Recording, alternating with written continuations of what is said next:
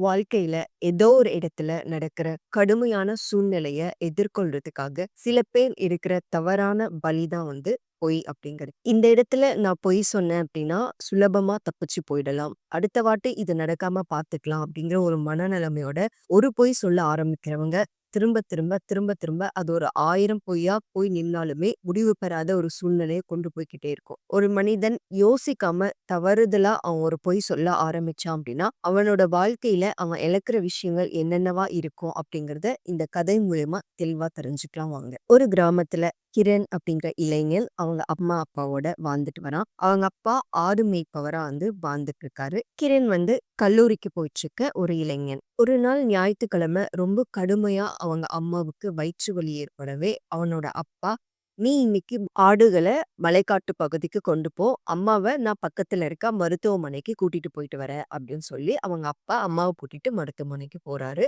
கிரண் ஆடுகள் எல்லாம் மேய்ச்சிட்டே மலைப்பகுதிக்கு போய்க்கிட்டே இருக்காங்க. என்னதான் அவங்க அப்பா கிரண் கிட்ட இவ்ளோ பெரிய பொறுப்பு குடுத்துட்டு வந்தாலும், ஒரு பக்கம் அவங்க அப்பாக்கு ஆடுகள் என்ன ஆகுமோ அப்படிங்கிற பயம், பதட்டமும் இருந்துகிட்டே இருக்கு.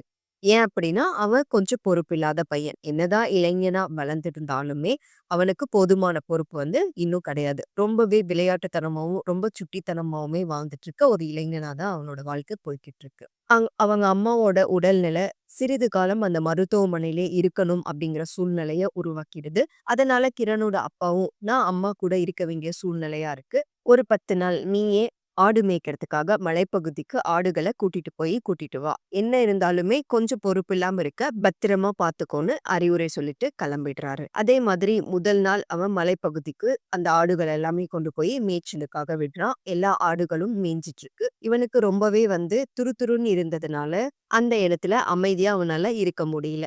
அந்த மலைக்காட்டு பகுதியிலேயே நெறைய விவசாயிகள் விறகு வெட்டிட்டு இருக்கிறாங்க. திடீர்னு இவன் ரொம்ப பயத்தோட புலி வருது, புலி வருது அப்படின்னு சொல்லி ரொம்பவே கத்த ஆரம்பிச்சிடுறான். இதெல்லாம் கேட்டு பதறி போன அந்த விறகு வெட்டுற விவசாயிகள் பதட்டத்தோட குடுகுடுன்னு ஓடி என்னாச்சோ, ஏதாச்சோ அப்படின்னு பார்க்குறாங்க. இவன் மரத்து பின்னாடி இருந்து சிரிச்சுக்கிட்டே நான் சும்மா விளையாட்டுத்தனமா தான் சொன்னேன். நீங்க போய் வேலைய பாருங்க அப்படின்னு சொல்லி விழுந்து விழுந்து சிரிக்க ஆரம்பிச்சிடுறான். அங்க இருக்கிறவங்களுக்கெல்லாம் இத பார்த்துட்டு, "இவ்ளோ பெரிய வயசாகியும் இன்னும் விளையாட்டுத்தனமாவே இருக்கிறானே!" அப்படின்னு சொல்லி அவன பரிதாபத்தோட பார்த்துட்டு மறுபடியும் போயி அவங்களோட வேலைய தொடர்றாங்க. அன்னைக்கு தான் கூட்டிட்டு வந்த எல்லா ஆடுகளையும் மேய்ச்சலுக்கு விட்டு மேய்ந்ததுக்கு அப்புறம் அத கூட்டிட்டு வீட்டுக்கு போய் பத்திரமா விட்டுர்றான். அடுத்த நாள் அதே மாதிரி எல்லா ஆடுகளையும் மேய்ச்சலுக்காக காட்டுக்கு கூட்டிட்டு போறான். அன்னைக்கும் போய் அதே விளையாட்டுத்தனத்த அந்த விறகு வெட்டுறவங்க கிட்ட செஞ்சு காட்டுறான். அவங்க அன்னைக்கும் சிறிது பதட்டத்தோட ஓடி வராங்க. இருந்தாலும் இவன் பொய் சொல்றான் அப்படின்னு சொல்லிட்டு மறுபடியும் கோவத்தோட போய் அவங்களோட வேலைய தொடர ஆரம்பிக்கிறாங்க. மறுபடியும் 3வது நாளும் இதே வேலைய அவன் செய்யறான். அன்னைக்கும் அவங்க பெருசா அத எடுத்துக்காம விட்டுர்றாங்க. 4வது நாள், 5வது நாள்னு இவனோட விளையாட்டுத்தனம் தொடர்ந்து போய்க்கிட்டே இருக்கு. ஒரு நாள் கிரணே எதிர்பார்க்காத விதமா அந்த காட்டுக்குள்ள புலி உலாவ ஆரம்பிச்சிடுது. இத கிரண் பார்த்துட்டான். ரொம்பவே சத்தத்தோட, ரொம்ப பதட்டத்தோடையும், பயத்தோடையும் புலி வருது, புலி வருதுன்னு ரொம்ப கத்த ஆரம்பிச்சர்றான். ஆனா, அங்க இருக்க யாருமே இவனோட வார்த்தைக்கு செவி சாய்க்கவே இல்ல.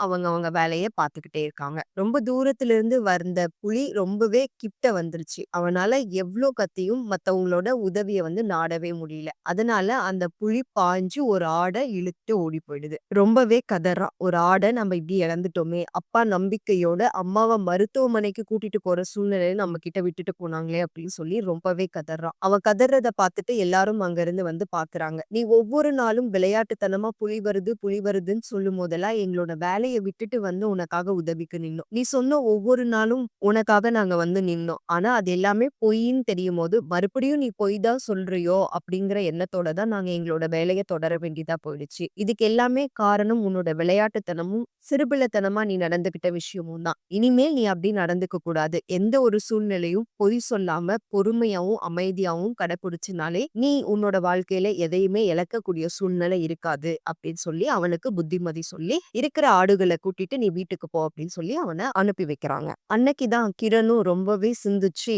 ஆமா நான் செஞ்சது தவறுதான். இந்த வயசுலயும் ரொம்ப சிறுபிள்ளைத்தனமா அந்த இடத்துல நான் விளையாட்டுத்தனமா இத்தன நாளா நடந்துக்கிட்டது, என் வாழ்க்கையில முக்கியமான ஒரு பொருள நான் இழக்க வேண்டியதாயிடுச்சு. இனிமேல் எந்த சூழ்நிலையிலயும் எவ்ளோ கடினமா இருந்தாலும் உண்மைய தான் பேசுவனோ தவிர, எந்த சூழ்நிலையும் போய் பேச மாட்டேன் அப்படின்னு மனசளவுல ஒரு உறுதி எடுத்துக்கிறான். இந்த கதையில வர கிரண் போல தான். நெறைய பேர் நிறைய சூழ்நிலைகள்ல ஒரு பொய் சொன்னா பரவால்ல அப்படின்னு சொல்லி ஒரு பொய் சொல்ல ஆரம்பிச்சு, அந்த பொய்ய மறைக்கிறதுக்காக நிறைய பொய்கள அடுக்கிக்கிட்டே போவாங்க.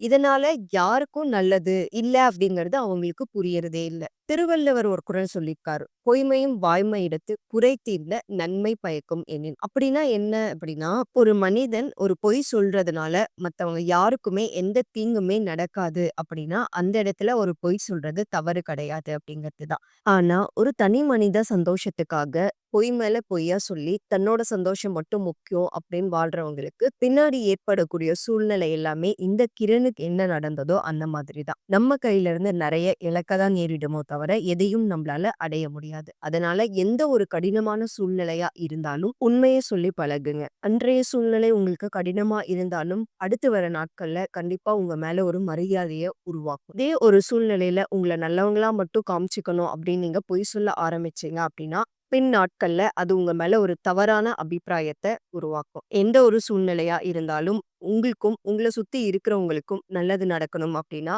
உண்மைய சொல்லி பழகுங்க. எந்த ஒரு பொய் சொல்ற சூழ்நிலையா வந்தாலும், கண்டிப்பா இந்த வார்த்தைய மறந்துறாதீங்க. அது என்ன அப்படின்னா, "பொய் வாழ விடாது, உண்மை சாக விடாது." நன்றி.